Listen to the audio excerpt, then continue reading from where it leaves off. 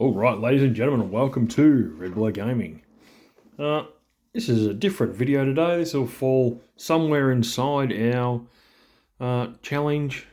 I guess it's called a challenge to build the Tau army that we're working on, our 2,000 points. And obviously with the items that you get to choose drones. And I have a few sprues here where I need to take a couple of drones off, clean them up and build them, mainly my shield drones. Which obviously give +1 to wound and a 4-up invul from memory. Well, they give +1 wound. So the broadside there would have 7 or 8 wounds. The drone gives him a 4-up invul, and he gets an extra wound. So he would go to say, like, if he had 8 wounds, he would go to 9. But yeah, without further ado, I'm gonna get stuck into it. Don't forget, like and subscribe, leave a comment, thumbs up, let me know what you think of the series so far. This will be added in with the rest. I have obviously currently put everything in a playlist to make it a little bit simpler for those who want to watch from the start all the way through to the most recent videos. They're all there, all easy to find.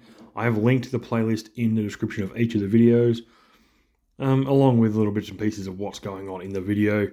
I'm definitely trying to improve what I do and get better, and hopefully as we go along things will do that.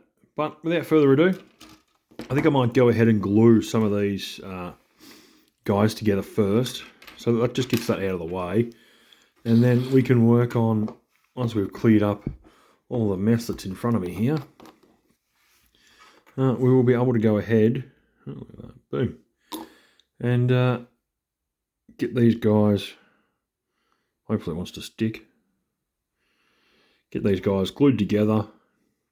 They can pop aside and be out of the way, and then, actually, stick them upside down. Look at that, shenanigans. As I said, get these guys glued out of the way, and everything will be honky-dory. But I've had a few questions on the channel as I've gone through. Just small easy stuff on what a Tau like to paint. Honest opinions so far, I don't mind painting Tau. Yeah, there's a lot more changes in direction in terms of being, rather than being flat panels like Space Marines, which means you can do a couple of different things. You can slightly experiment a little bit more, which does make life, I believe, a little bit more interesting in terms of how these guys go about, you know, being painted and how it feels putting them together. Now, this snapped off in a weird spot, so let's hope to God that the glue will actually get this to fuse back together, which would be nice.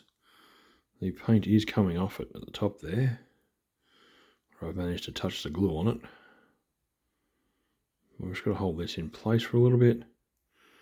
It is slightly sliding around on me, which is not helpful.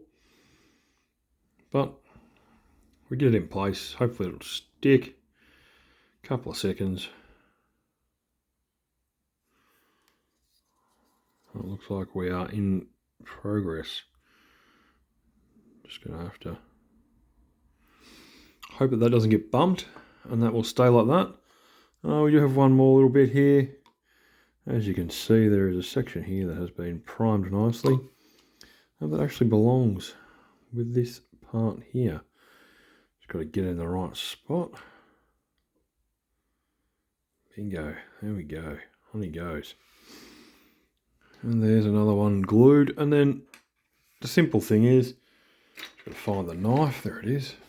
These drones will obviously help me out with everything I need to do. This is a missile drone. The broadsides can take one of these. I should have another one around somewhere, but I'd have to find it. Hopefully have the components to create another one. I'll get him over there, and then we'll work on just a couple more bits and pieces. Prune these off.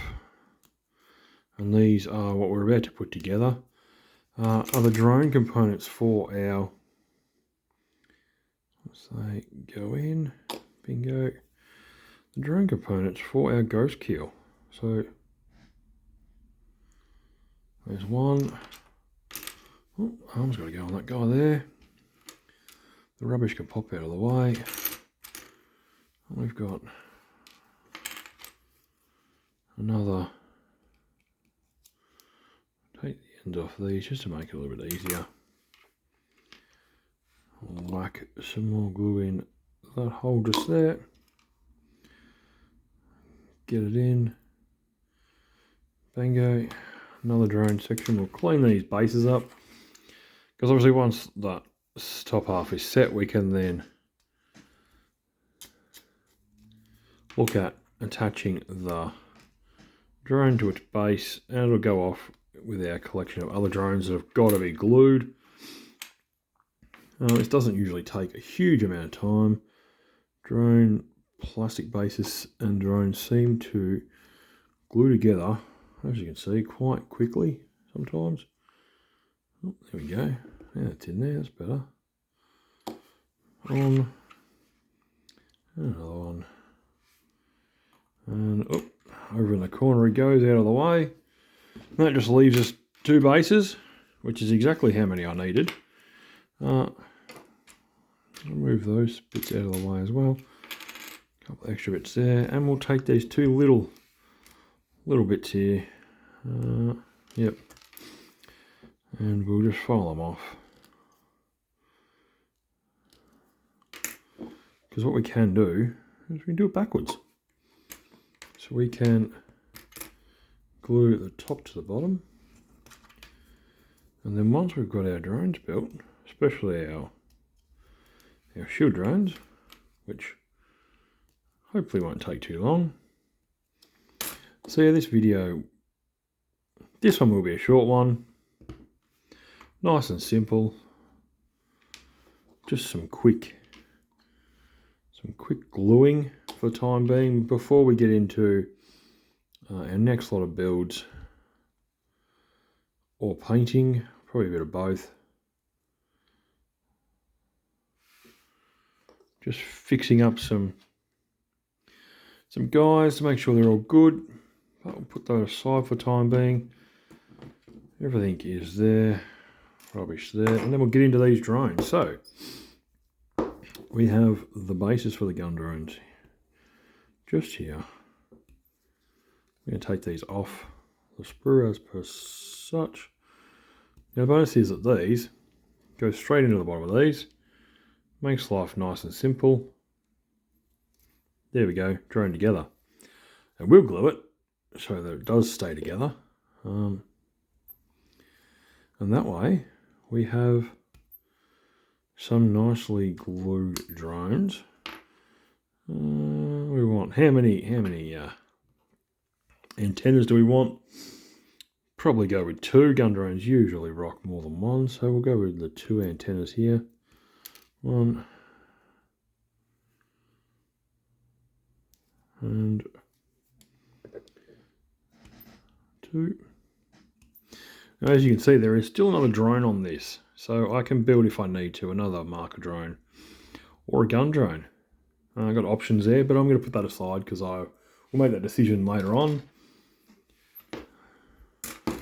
We'll do the same on the other one over here. So there's one drone sorted. We'll go through and we'll get this drone done. One.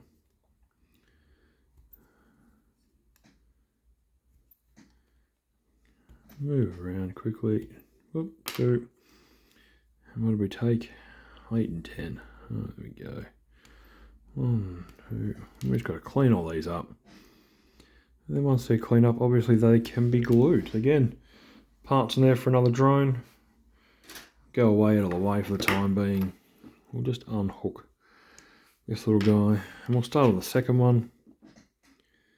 It's just a matter of cleaning up where that sprue was connected to the drone, which sometimes doesn't quite work too well, and you a little bit of damage on the thing, but You know, I'm not overly fussed. I'm not trying to win painting competitions or kit bash competitions. I'm merely trying to have an army that's painted a way I'm happy with, the way I like, a colour I like, and then that allows me to go and play in tournaments. And while, okay, not having the best painted army can be a slight issue with a tournament, because some tournaments do take into consideration how well painted your army is when you are scored.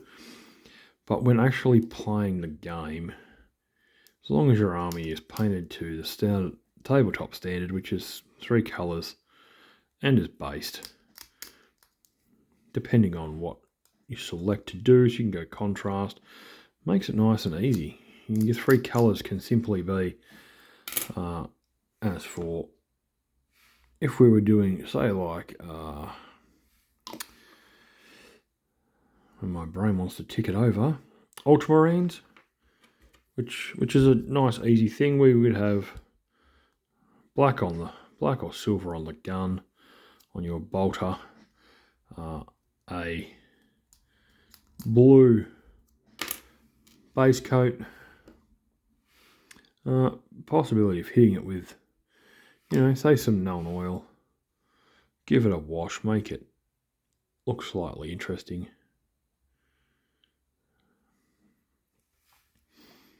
And, ladies and gentlemen, without further ado, there, once it goes in, is one completed shield drone. There he goes, pops out of the way. And then obviously some gold trim, and then based, be that the way I base my models, with excess bits, stones and rocks, or whether you go ahead and use some of GW's technical paints, which I think I have a couple floating around. I do. If you give me a second, I can reach. Oh, here we go.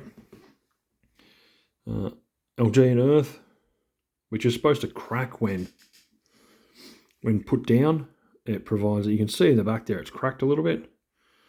So the temperature of the paint is that it goes on.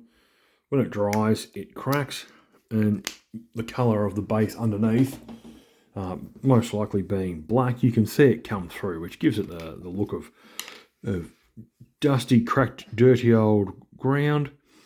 You can get it in that stuff in a number of different colours. I've got a silver over there for an asphalt. It doesn't crack, it's just when it dries, it's intended to look like the model is standing on asphalt. Or you can go and spend your money on the Vallejo stuff. I have a lot of Vallejo stuff, a couple of really big tubs. And I really thoroughly enjoy their product. It definitely makes basing a hell of a lot easier. Hell of a lot more interesting too. The stuff that Vallejo do produce in terms of their bases and basing items.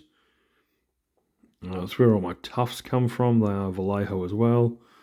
The grass tufts, the snow flock. I do have an original GW snow flock. I did say that the other day. I do remember saying that. That was, I've had that for a while. Very long amount of years. And it's an entertaining character to say the least. But yeah, you base the way you want to, and then, you know, as long as your whole army is somewhat coherent, you will score automatically 10 victory points at the start of the battle because your army's painted. And that gives you a nice little head start.